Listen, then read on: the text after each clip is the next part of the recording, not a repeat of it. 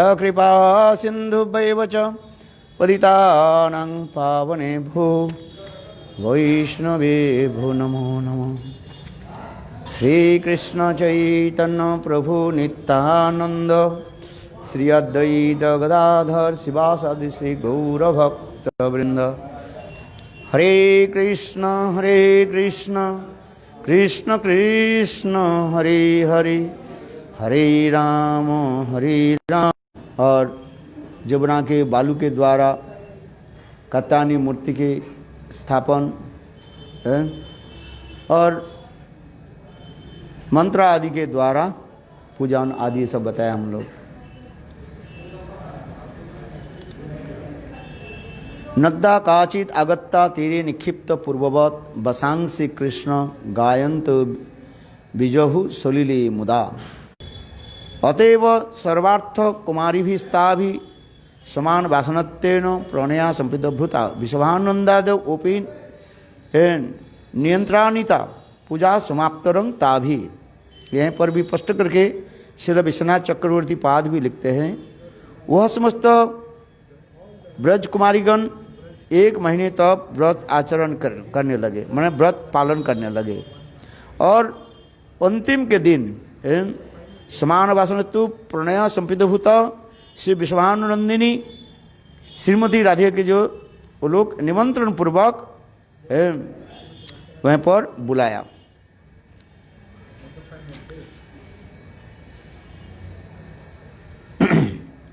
और उस समस्त ब्रज कुमारी का विश्वानंदिनी श्रीमती राधिका के साथ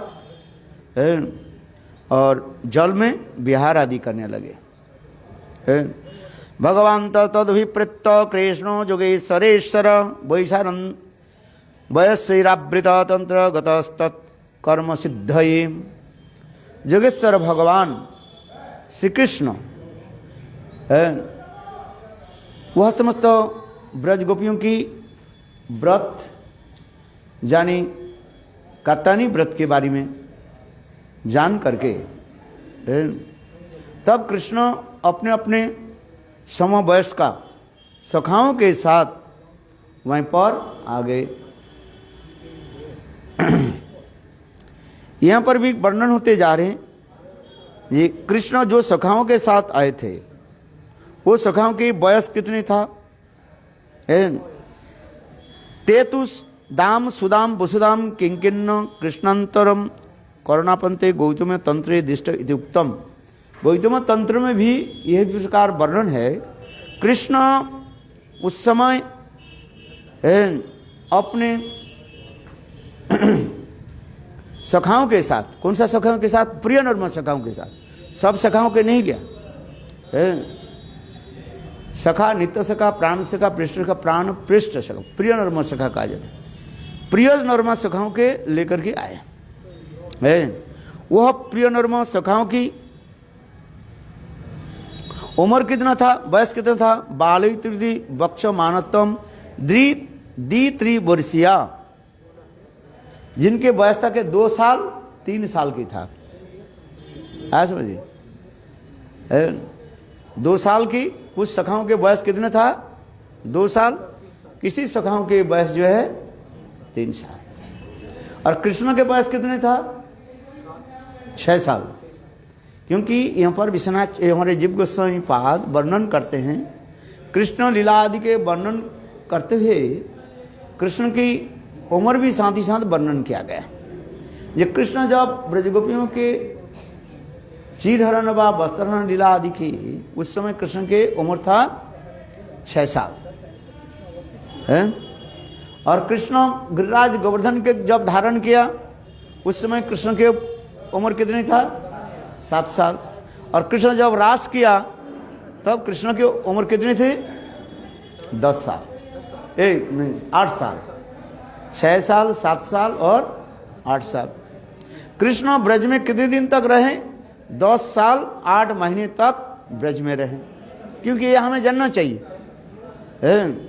इसलिए जिस प्रसंग क्रम से आ रहे हैं तो उस समय ब्रज गोपियों की उम्र कितनी थी? ब्रजगोपियों की उम्र भी कृष्ण से छोटी है। हाँ समझिए, 6 साल से नीचे कोई ब्रज गोपियों की उम्र नहीं था, क्योंकि कृष्ण 6 साल के होने से ये समस्त ब्रज गोपियां भी 6 साल से नीचे था, कम था 6 साल से। यहाँ तक भी लिख रहे हैं हमारे विश्वनाथ चक्रवर्ती, टीका लिख रहे हैं, वह समस्त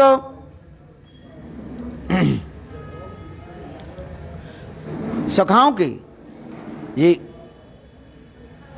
उम्र इतने कम होने के नाते यहाँ तक भी उनके हृदय में किसी प्रकार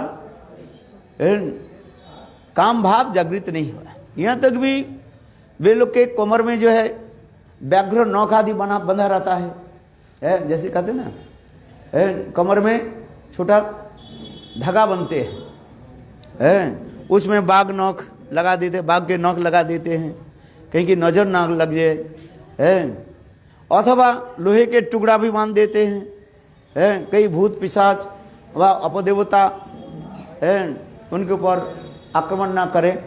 हम लोग भी देखा जब छोटे छोटे थे, मठ के आने के पहले ही तो हमारे कमर में भी वो भी था, मठ के आकर के बाद वो जब काट गया और हमें खोजे नहीं। जब घर में हम लोग रहते हम लोग 15-20 साल होने पर भी वो कमर में ढाल, जिसका हम लोग घुमसी कहते बंगला में, बांग्ला बुझे जो बांग्ला कमरे की धागे घुमसी बुझो, घुमसी बोले, लाल धागा कमर में लगा रहता है, हाँ जाल लोहे के जो है जाल की काठी है और तामा के पैसा लगे रखते हैं। तो उसी प्रकार यहाँ पर भी विश्वनाथ चक्रवर्ती पाद कह रहे हैं वो समस्त सखाओं की भी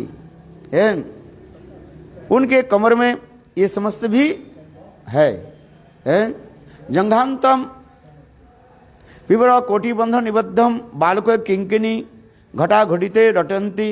यहाँ तक भी उनके कमर में जो है छोटी छोटी जो घंटी जो है जैसे चलने पर ढन ढन ढिन ढिन ढिन ढिन शब्द हो, यहाँ तक भी वो समस्त सखा अथवा लड़कियों की ये भी विचार भी नहीं है हम स्त्री है कि पुरुष है।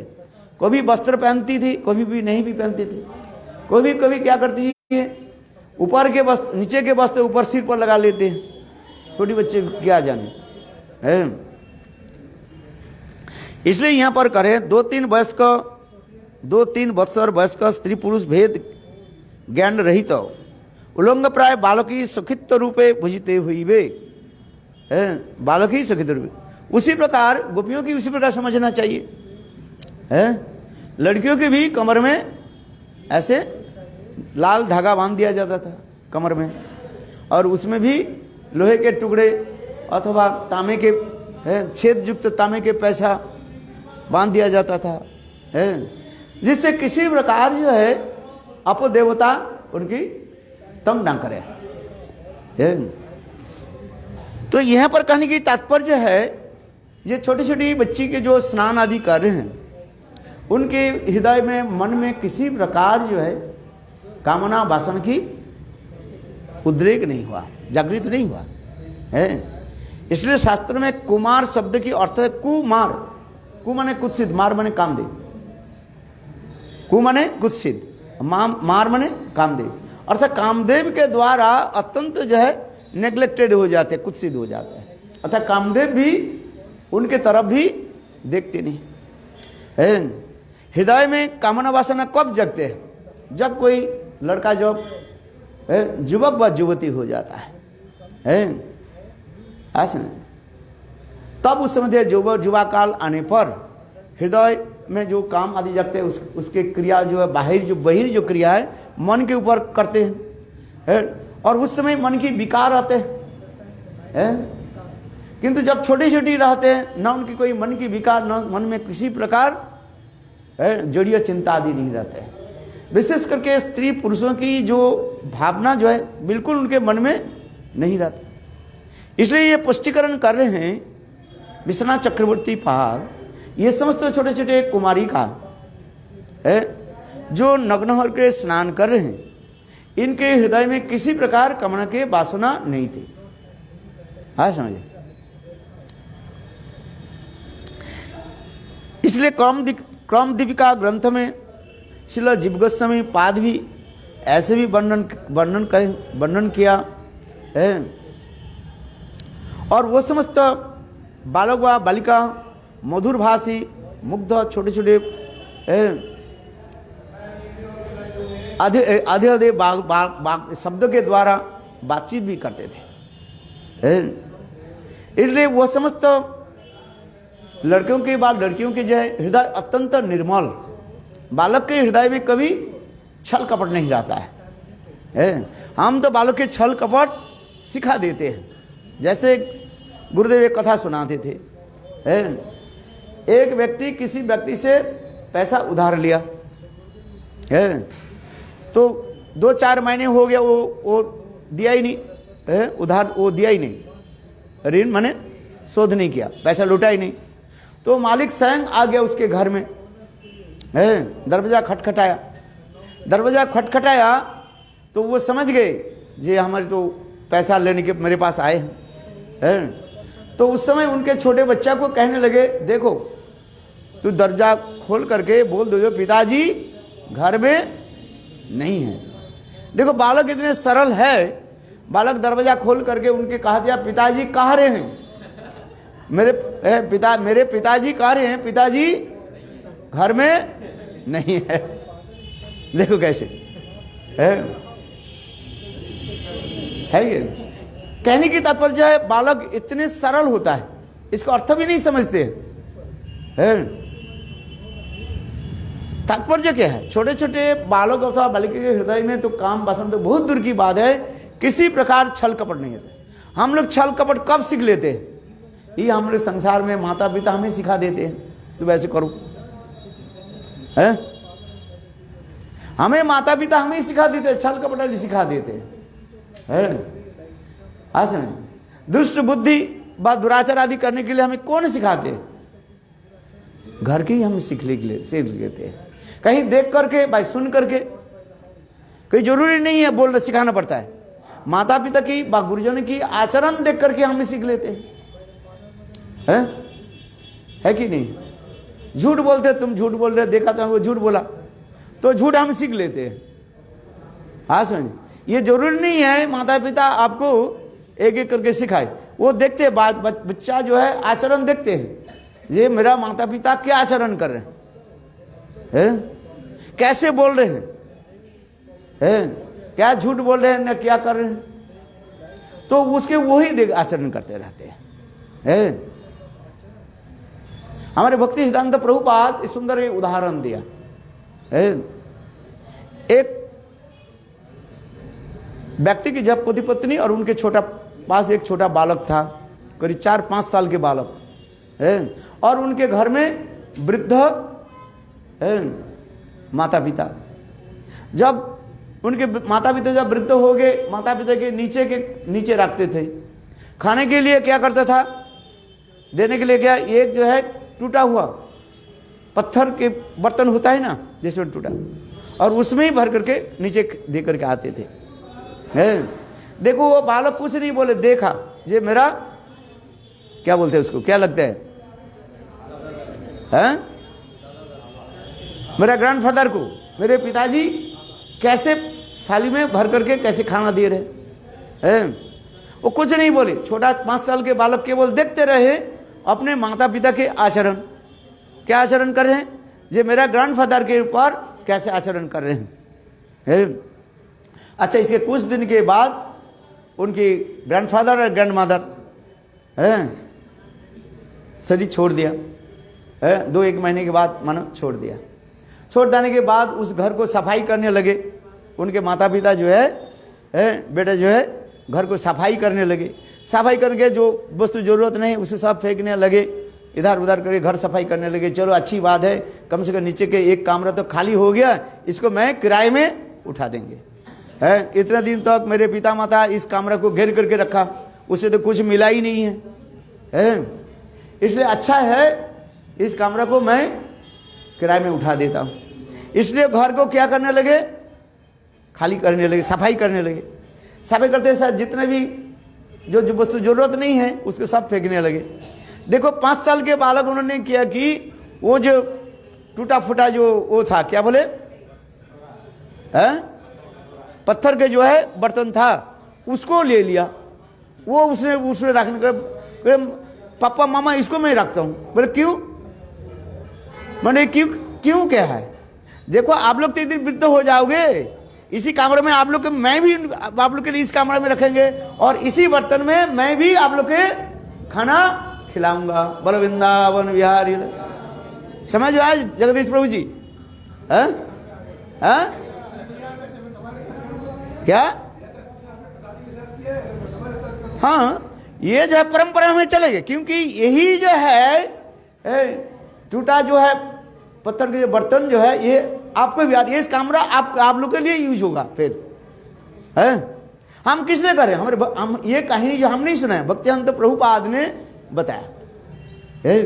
हम जो देखते हैं जो हमारे माता पिता गुरुजन क्या काम कर रहे हैं, झूठ कौन बोल रहे हैं? हम कभी हमने सिखाना, क्या बोले, हमें सिखाना नहीं पड़ता, हम देख करके सीख लेते हैं। ये कहाँ पर झूठ करना है, कैसे जो है। मेरे कहने की तात्पर्य यहाँ पर छोटे छोटे बालक बालिका जो विशेष करके बुझ कुमारियाँ 6 साल के नीचे जो थे, उनके हृदय में किसी प्रकार काम की वासना नहीं हुई, ना कोई उनके मन में कोई किसी प्रकार ग्लानि बा ऐसे प्राकृतिक कोई भावना नहीं, स्त्री पुरुष की भावना नहीं हुआ है। स्वाभाविक वृत्ति रूप में है वो जमुना के जल में स्नान आदि कर रहे हैं। और कृष्ण भी उसी प्रकार 6 साल के हैं और उनके साथ प्रिय नरमा सखा आदि को लेकर के, जैसे नाम दिया, कौन कौन प्रिय नरमा सखा आदि को लेकर के आया, 4 के नाम यहाँ पर कह रहे हैं, दाम, सुदाम, वसुदाम और किंकिनी है। ये 4 बस सखाओं के लेकर के कृष्ण जमुना के तट पर आ गए है। और उस समय गोपियां जो है निर्वस्त्र होकर के जमुना में विहार आदि कर, स्नान आदि कर रहे हैं, एक दूसरे पर पानी छिटक रहे हैं। जैसे लड़कियां एक दूसरे से मिलने पर जैसे चंचलता आदि प्रकाश आदि करते हैं अपने आप है, उसी प्रकार करें। किंतु उन लोग के वो लोग ध्यान नहीं दिया जो कृष्ण कब सखाओं के साथ आकर के और उनकी कपड़े को लेकर के पेड़ के ऊपर चढ़ गए और चढ़ करके कृष्ण ने किया कि कुछ रंग बिरंग, अनेक प्रकार रंग बिरंगे कपड़ा ही तो था लाल नील पीले अनेक प्रकार कपड़े को किया कि एक डाल से दूसरे डाल में बांध दिया और बांध करके कृष्ण आराम से बस बैठ गए है। समझे, झूला में भी आराम से जो है बैठ गए है। यहां पर हमारे विश्वनाथ आगे की कथा बताते हैं।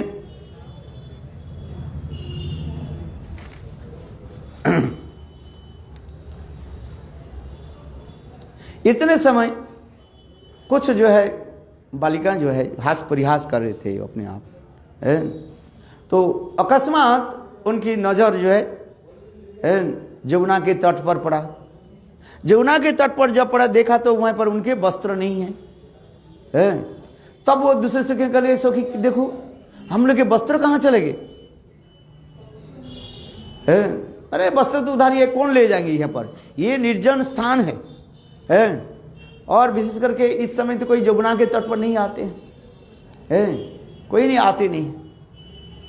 अरे हाँ सखी वहाँ पर रखा है, तुम्हें ठीक नहीं देख नहीं पा रहे हो क्योंकि सूर्या लोग अभी तक नहीं आए इसलिए तुम्हें दिखाई नहीं ठीक से पड़ रहे। इसी प्रकार एक सखी दूसरे सखी के कहने लगे अरे ठीक से सूर्य के रोशनी अभी तक आ जाए तुम्हें दिखाई पड़ेगा, हम लोग के कपड़ा कौन लेकर के जाएगा। इस प्रकार एक दूसरे का। फिर अकस्मात उनकी ऊपर की तरफ देखा और देखा क्या, उनके सारे कपड़ा पेड़ के ऊपर है। एक सखी दूसरे की कहने लगी हाय हाय देखो सखी हम लोग के कपड़े जो है जमीन पर नहीं है, अर्थात जमुना के तट पर नहीं है।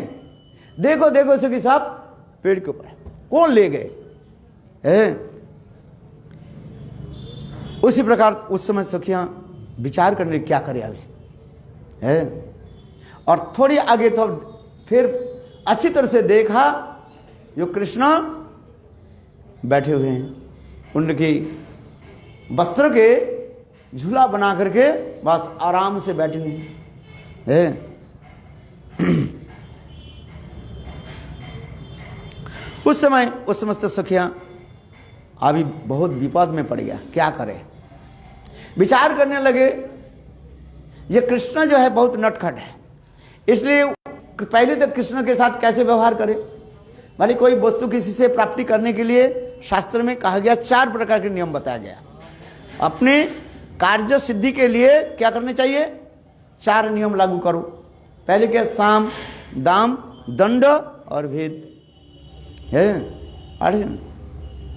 सुंदर मधुर वचनों के द्वारा उनकी बोलो, जो है आपके कार्य सिद्धि हो जाए, है मधुर वचन के बोलो। इससे नहीं हो रहा साम दाम औषधि आदि के दो, है वो तुम्हारे अनुकूल हो जाए, साम दाम। इससे भी नहीं हो रहे दंड, माने उसको शासन करो, है साम दाम। और इससे भी नहीं हो रहा है, अंतिम क्या कहा जाता है, उसके भेद सृष्टि करो। भेद क्या है, वो जिसके साथ प्रेम प्रीति रखते हैं, उसके साथ क्या करो, है ऐसे पॉलिटिक्स करो उसके साथ, वो उनके साथ उसके क्या हो जाए, कलह हो जाए, है आ समझ में नहीं। इसलिए शास्त्र में क्या है, साम दाम दंड भेद सृष्टि करो। देखना पड़ता है वो व्यक्ति किसके साथ प्रेम प्रीति करते हैं, और उसके पास जाओ, उसके उल्टी सीधा कान भर दो।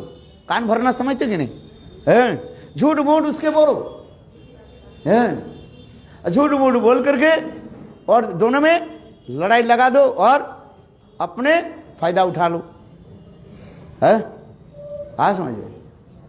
इसलिए क्या है, इंग्लिश में क्या बोलते हैं,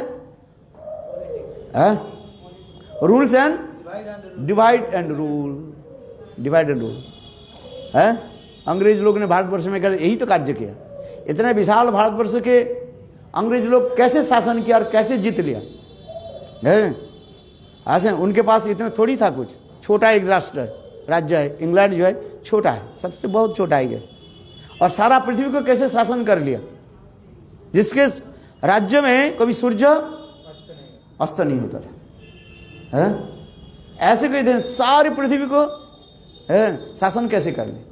बोले यही है डिवाइड एंड रूल, बस है यही तो किया उन्होंने। तो उसी प्रकार साम दाम दंड भेद ये थे।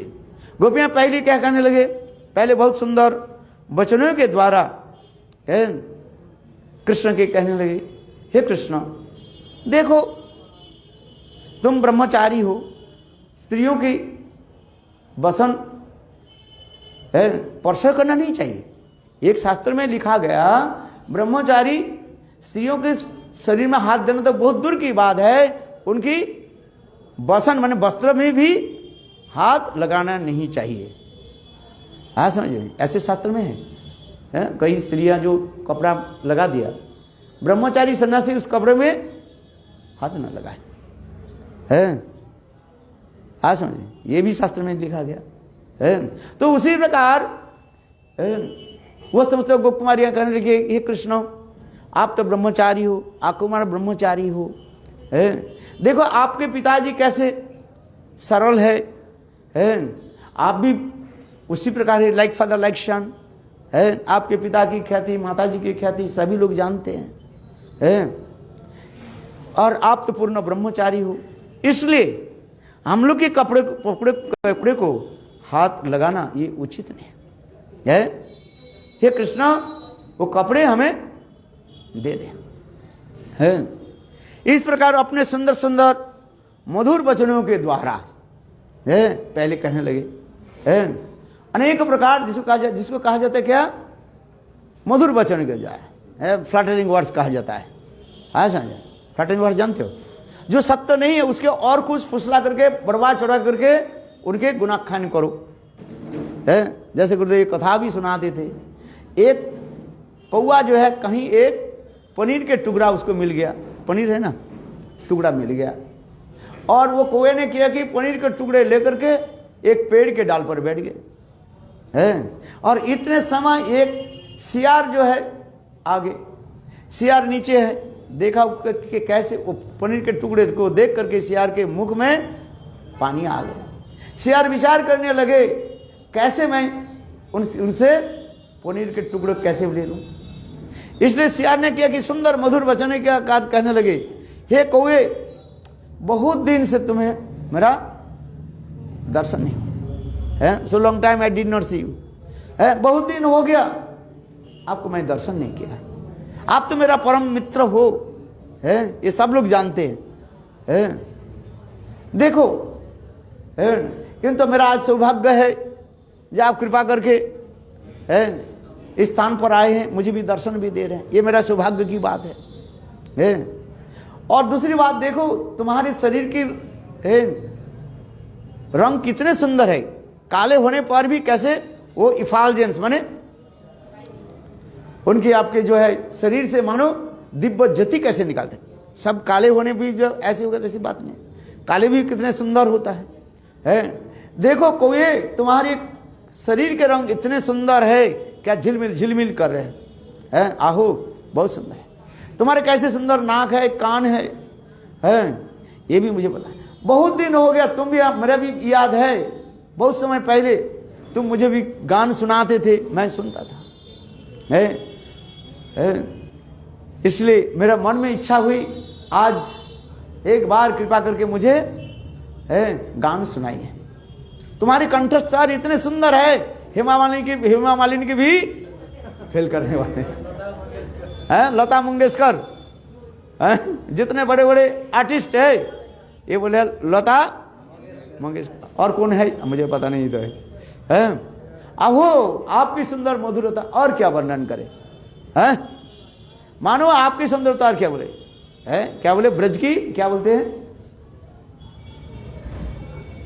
मैं भूल गया उनके क्या टाइटल दिया, हिमालयन के क्या टाइटल, ब्रज की कोयल ना क्या बोले, आप लोग भूल गए,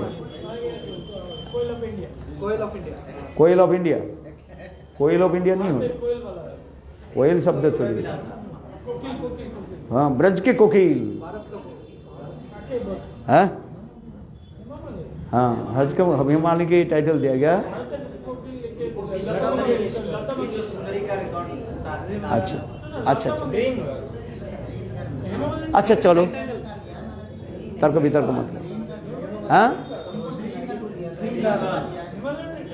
ड्रीम गर्ल्स, हाँ ड्रीम गर्ल्स, हाँ बहुत सुंदर। तो उसी प्रकार मानो देखो वो सियार इतने सुंदर रूप में उनकी प्रशंसा करने लगी, और उसमें उसके छाती 65 इंच हो गया, माने इतने फूल गया।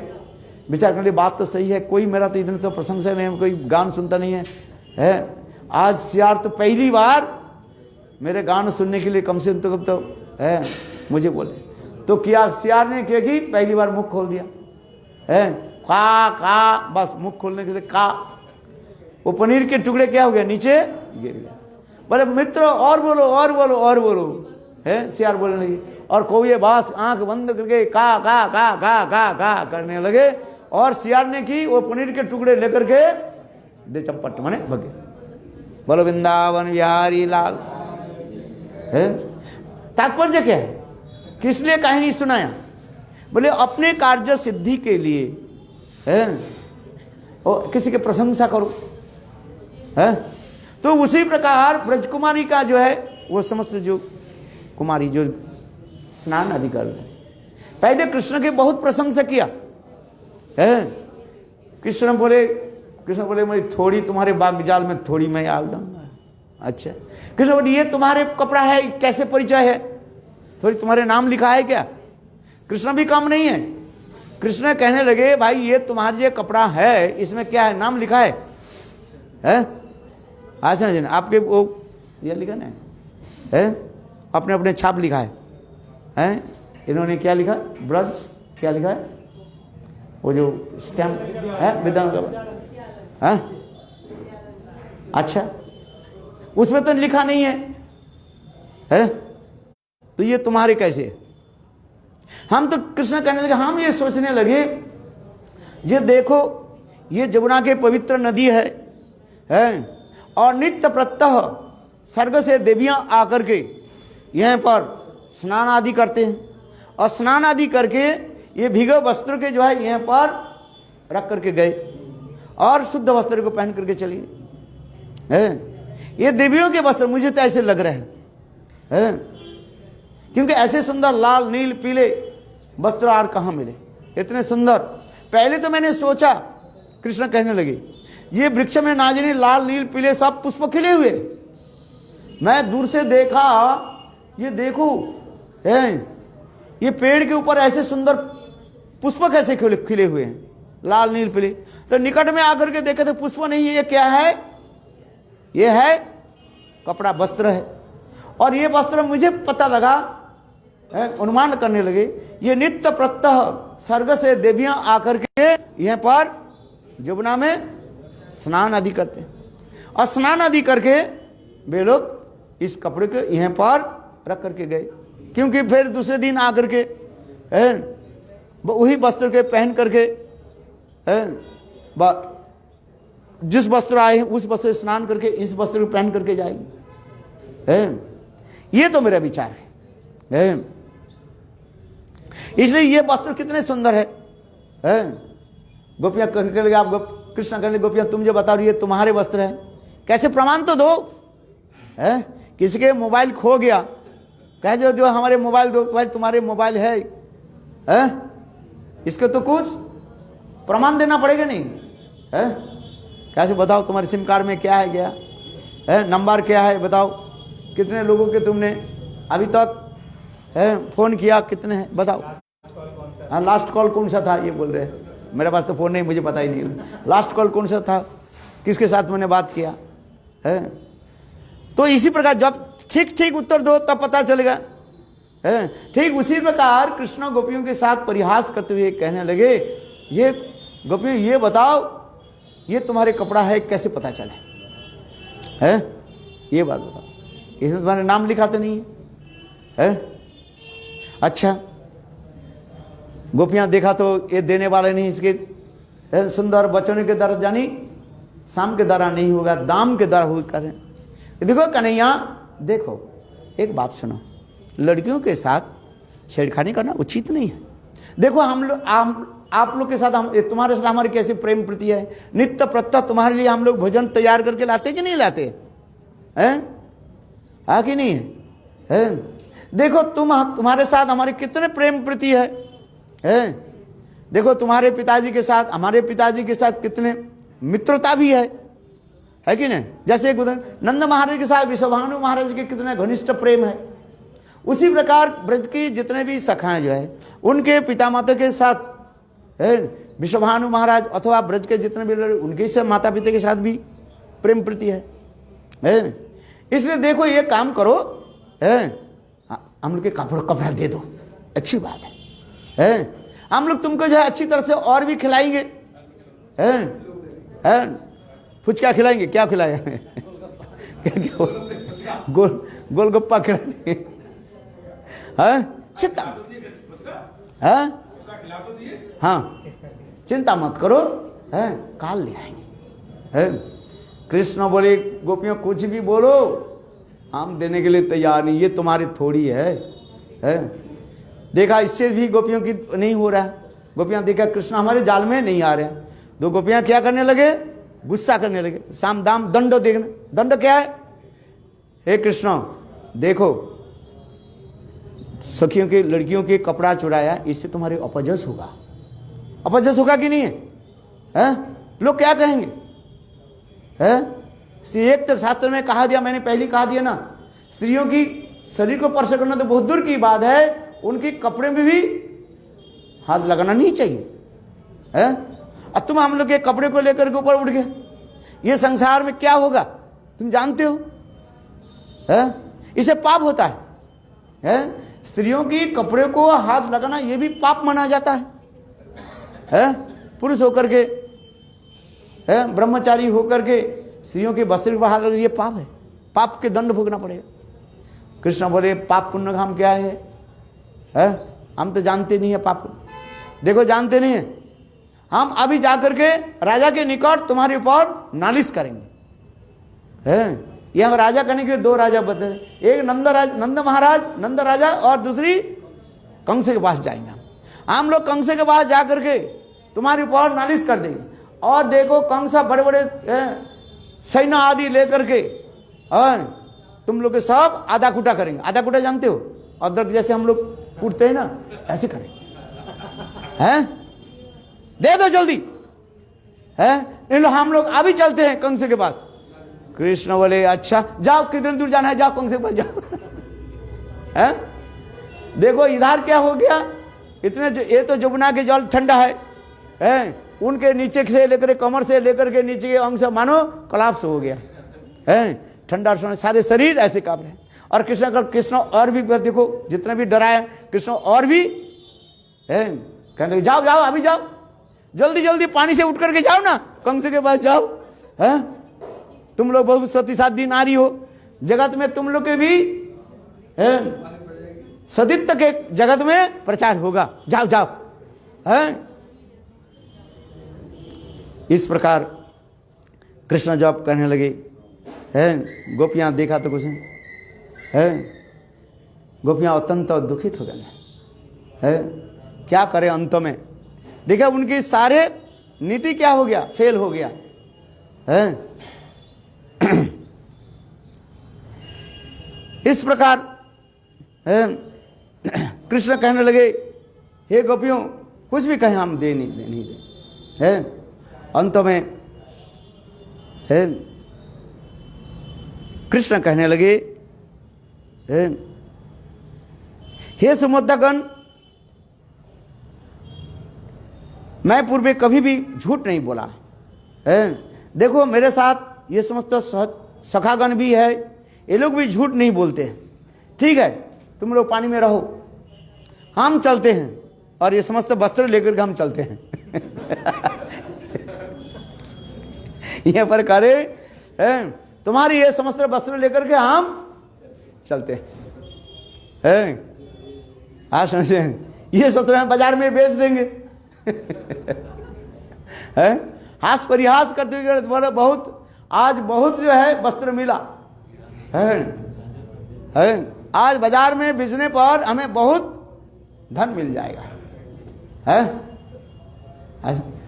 गोपियां विचार करने के लिए कृष्ण नटखट है, हो भी सकता है ज्यादा इनके साथ बातचीत करें और वस्त्र लेकर के चल गए तो अच्छा बात सही है कि नहीं है? यदि वो लेकर के चले जाए तो क्या होगा, तो और भी तो मुश्किल हो जाएगा। हैं हम क्या करेंगे? इसलिए वो समस्त सखीगण है अत्यंत दीनहीन होकर के कहने लगे, हे कृष्ण है तुम हम लोग के ऊपर कृपा करो। है हम लोग के इसी प्रकार जो है दुख सागर में अथवा ऐसे दुख में डालो मत। हे कृष्ण तुम तो बड़े कृपालु हो, दयालु हो, हम लोग के वस्त्र आप दे दीजिए। इसी प्रकार गोपियां जब अत्यंत दीनहीन हो करके कृष्ण के निकट प्रार्थना आदि करने लगे, अर्थात कृष्ण देखा, कृष्ण भी देखा ये महावीर प्रियाएं जो है बहुत समय तक पानी में रहे, उनके शरीर में ठंडी जनित माने ठंडा होने के शीत होने के नाते ठंडे होने के नाते सबके शरीर मानो कप रहे। ऐसे देख करके कृष्ण के अंतर हृदय द्रवीभूत हो गया है। ये अधिक गोपियों की कष्ट देना उचित नहीं है।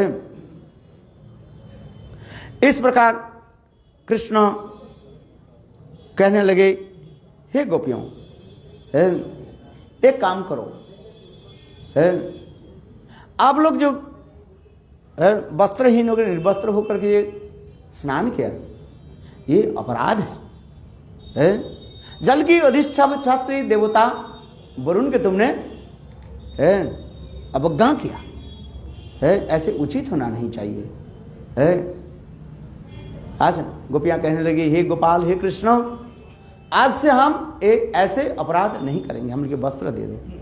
कृष्ण कहने लगे, देखो एक काम करो, है जिसके चरण में अपराध हुआ है उसके तुम क्षमा प्रार्थना मांग करो, प्रार्थना करो, है हाथ जोड़ करके है क्षमा प्रार्थना करो, जिससे जल की अधिष्ठात्री देवता वरुण देव आप लोगों पर प्रसन्न हो जाए।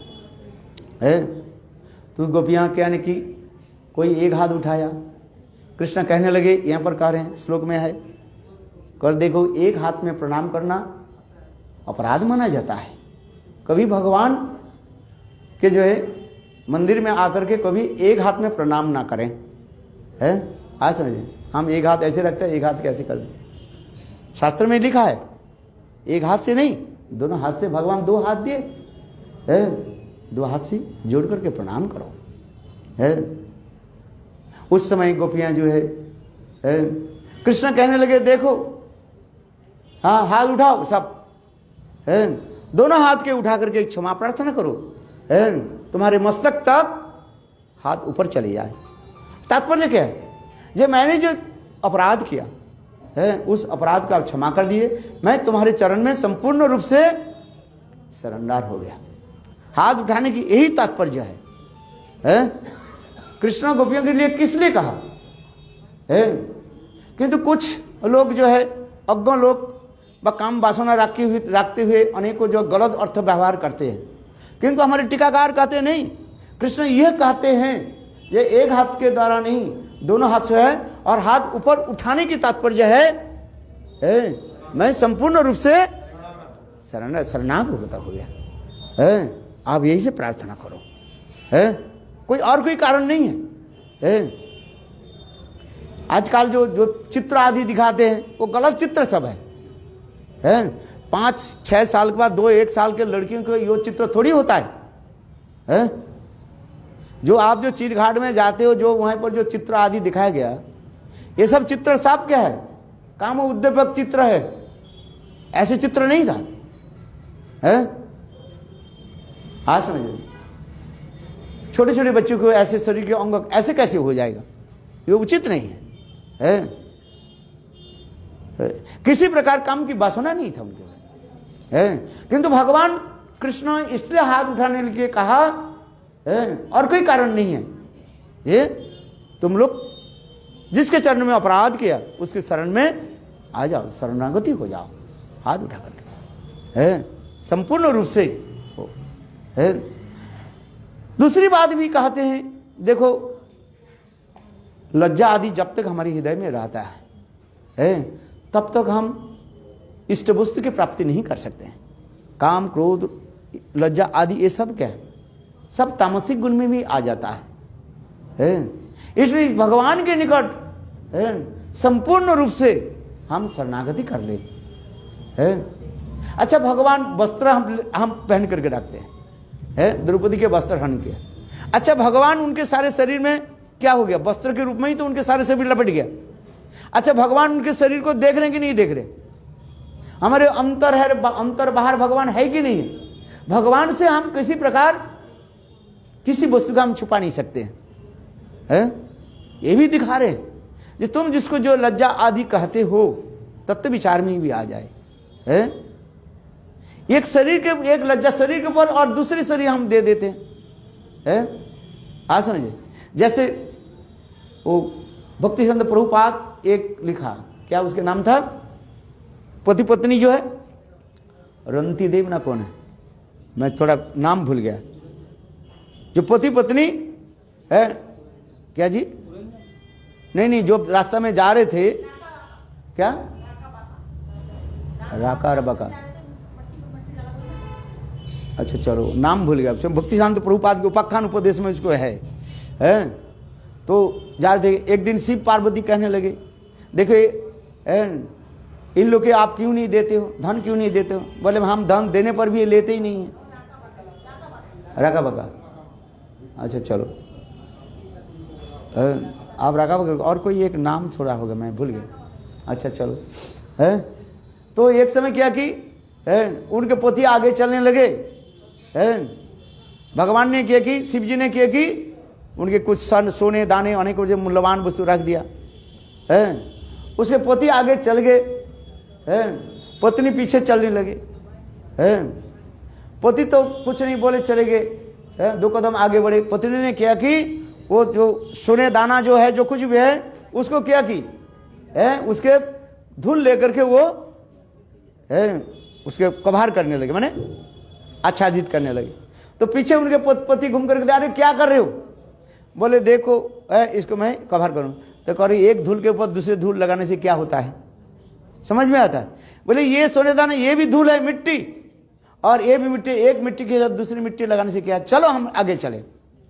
तात्पर्य क्या है? ये हमारे शरीर भी तो मिट्टी के द्वारा ही हुआ है कि नहीं है? और ये वस्त्र भी तो मिट्टी के विकार है, उसके भी द्वारा है। एक मिट्टी को हम दूसरे मिट्टी के द्वारा ढक रहे हैं। अच्छा, यदि ऐसे भी कहो तो भगवान कहां पर नहीं है? द्रौपदी की जो वस्त्र जो है हरण किया, उस संदर्भ में आ रहे हैं। स्वयं भगवान क्या किया? मानो वस्त्र के रूप में ही उनके शरीर में ही लपट गया, और दुशासन खींचते खींचते हर गया है। तो उनके शरीर में यदि कहो ऐसे भी जी विचार आ जाए है, भगवान उनके शरीर को देख रहे नहीं देख रहे है? भगवान के लिए सब है, सर्व अंतर्यामी है, हमारे ऊपर भी है, नीचे भी है, अंतर है, बाहर है, सर्वत्र भगवान है? कहीं भगवान नहीं है? जी तत्व विचार में जाए, भगवान तो सर्वत्र ही है? इसी विचार से भगवान भी कहते जा रहे हैं, हे गोपियों, तुम जिससे देहाभिमान रख करके तुम जो करते जा रहे हो है, वो देहाभिमान को त्याग दो है। ये भी विचार भगवान दिखा रहे हैं। अनेकों टीकाकार में ये कहते जा रहे हैं, ये देहाभिमान जब तक रहता है तब तक हम लोग अपने अभिष्ट वस्तु के प्राप्त नहीं करते। इसलिए गोपियों के विचार क्या दिखा रहे? अंत में गोपियों के विचार क्या दिखा? देह स्मृति नहीं तार, संसार कहां तार। गोपियों की देह स्मृति नहीं है। हम इस संसार में हम देह स्मृति रखते हैं। देह स्मृति माने मैं स्त्री हूं, मैं पुरुष हूं है, ये भावना रखते हैं। किंतु देखो ऐसे स्थिति में चल जाते हैं साधक भजन करते करते। ये तो गोपियां तो नित्य सिद्ध परिकार स्वरूप सत्य की मूर्त विग्रह कहा जाता है। चलो ये तो उदाहरण उनके लिए नहीं, लागू नहीं होगा। किंतु यदि कहा जाए एक साधक के लिए भी कहा जाए, एक साधक यदि भाव अवस्था में कि ऊपर चले जाते हैं, उनके देह की स्मृति नहीं रहता है। जिसके संदर्भ में मां देवहूति की भी वर्णन किया गया है। देवहूति जब संसार छोड़ करके आगे चले, अर्थात कपिल देव जब संन्यास लेकर चले गए, मां देवहूति क्या करें? उनके वस्त्र कहाँ रहे, क्या नहीं रहे, बस भगवान की स्मृति करते हुए वो चले लगे है। ऋषभ देव भी वर्णन होते जा रहे हैं। भागवत में ऋषभ देव की कथा उसी प्रकार है। ऐसे उनके वस्त्र आदि चल छोड़ दिया और उसके चलते लगे, जिससे कि उनके बाहर की जो स्थान को जो है जैन लोग लेते हैं। अनेक कथा है इसमें है। कहने की तात्पर्य है जी, हे गोपियों कि गोपियों के लक्ष्य करके भगवान भी ये शिक्षा दे रहे हैं, किसी प्रकार देहात्म में अभिमान न रहे। जब हम भगवान के निकट हम पहुंच जाते हैं, भगवान के देह अभिमान नहीं, यह देह तो भगवान के लिए ही है। भगवान की सेवा में लगे। आज में कुछ जो है छल कपट साधु अपने को भगवान कहा करके है, और आश्रम में दुराचारित्व आदि करते रहते हैं, जिसके आ जाते हैं बाद में टीवी में, और आ जाते हैं कि नहीं आते हैं। बहुत दुष्ट दुराचारी लोग हैं, स्त्रियों को आश्रम में रखते हैं और अपने के भगवान कहा करके है, स्त्रियों के द्वारा चरण दबाते हैं और उनके साथ क्या बोले दुष्ट कार्य आदि करते हैं, और अंत में वो पकड़ में आ जाते है कि नहीं। स्थूल देहवाली जीव अपने को भगवान कहा करके ऐसे दुराचारित्व करते रहते, क्योंकि ये सब कथा आदि सुन करके अहम ब्रह्मास्मि, मैं ब्रह्म हूं ऐसे विचार करके, मैं भगवान हूं ऐसे विचार करके स्त्रियों की सेवा आदि लेते हैं और उनके द्वारा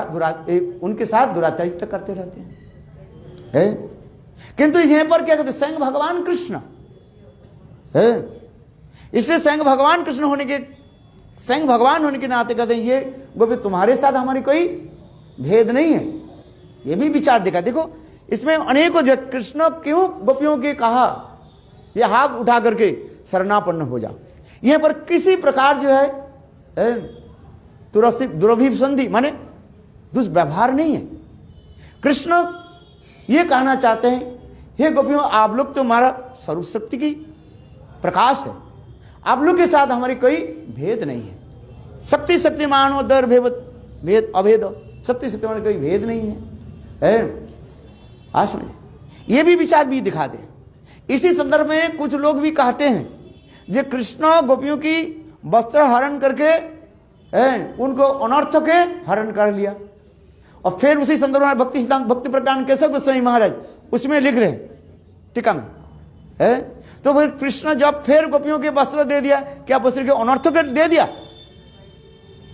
जो बाबाजी संप्रदाय जो कुछ लोग कहते हैं उसमें ये लोग बाबाजी संप्रदाय के कुछ ऐसे संप्रदाय के लोग लिखते हैं जो कृष्ण गोपियों की वस्त्र आदि हरण करके द्वारा दिखा क्या उनके सारे अनर्थ को हरण कर ले लिया है। अरे उस गोपियों के अनर्थ कहाँ है? उन गोपियों की अनर्थ ही नहीं है। और यदि कहा तो उस समय कहते यदि अनर्थ को ले लिया है फिर कृष्ण उनके गोपियों के वस्त्र पुनः वापिस दिया कि नहीं दिया? यदि वस्त्र गोपी को अनर्थ हो, ठीक है तुम्हारी पहली कथा तो स्वीकार कर लिया, फिर कृष्ण जो वस्त्र फिर पुनः वापिस कर दिया, क्या उन्होंने अनर्थ वापिस कर दिया? ये सिद्धांत गलत है। हमारे भक्ति सिद्धांत प्रभुपाद भक्ति प्रज्ञान केशव गोस्वामी महाराज इसके ऊपर भी लिखा गया है। नहीं है, भगवान ये लीलाओं के द्वारा ये दिखाते हैं हे गोपियों आप लोग मेरा अभिन्न शरीर है, इसलिए आप लोगों के साथ हमारे कोई भेद नहीं है। भेद तब होता है जब देहात्म बुद्धि रहता है तो भेद होता है। स्त्री पुरुषों के भेद कब रहता है? जब तक हम देहात्म बुद्धि रखते हैं। शुद्ध स्वरूप में जब प्रतिष्ठित हो जाता है, अपने स्वरूप ज्ञान में जब आ जाता है तब उसमें देहात्म भेद नहीं रहता है ना उसे अनर्थ रहता है। अनर्थ साधक के कहां तक रहते हैं? भाव दशा तक। भाव के बाद जब प्रेम दशा में साधक आरूढ़ हो जाते माने पहुंच जाते हैं, उस समय देहात्म बुद्धि से बहुत दूर की बात है, कोई अनर्थ नहीं रहता है। आज समझिए ये समस्त दिखा है। एकादशी वर्तिनी बहुदेशनी प्राय की पूर्णा और अत्यंत की अनर्थ निवृत्ति के जो स्टेज जो दिखा है, एकादशी वर्तिनी बहुदेश वर्तिनी प्राय की पूर्णा और अत्यंत की अनर्थ निवृत्ति कब हो जाता है? जब साधक प्रेम दशा में पहुंच जाते हैं। और ये गोपियां तो साक्षात प्रेम के मूर्तिमान है? इनके कोई अनर्थ है? तो इन लोग के लिए ये समस्त कुप्रचार करना एक प्रकार अपराध है। ये गोपियों की वस्त्र जो है अनर्थ स्वरूप है, ये कृष्ण ने अनर्थ ले लिया है, उनसे अनर्थ से मुक्त कर दिया। गोपी का अनर्थ थोड़ी है।